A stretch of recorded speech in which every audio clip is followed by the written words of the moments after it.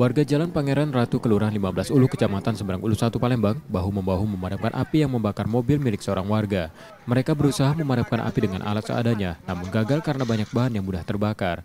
Api lalu merambat ke rumah pemilik mobil dan warung di sebelahnya hingga hangus. Api bisa dipadamkan 1 jam kemudian, setelah 4 unit mobil pemadam kebakaran dari PBK Kota Palembang turun ke lokasi kejadian. Menurut keterangan, api berasal dari arus pendek listrik mobil saat diperbaiki.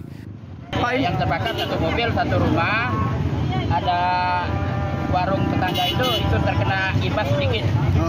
Ini bengkel apa gimana, Pak? Rumah. Rumah, bukan bengkel, Pak? Bukan. Oh iya. Tidak ada korban jiwa dalam peristiwa itu.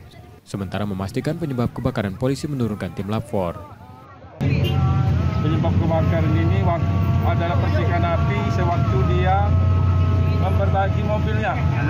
Korban jiwa tidak ada, korban jiwa. Tapi kebenaran si Pak Rojali itu kakinya lagi sakit, lagi dipen hingga dia susah untuk bergerak.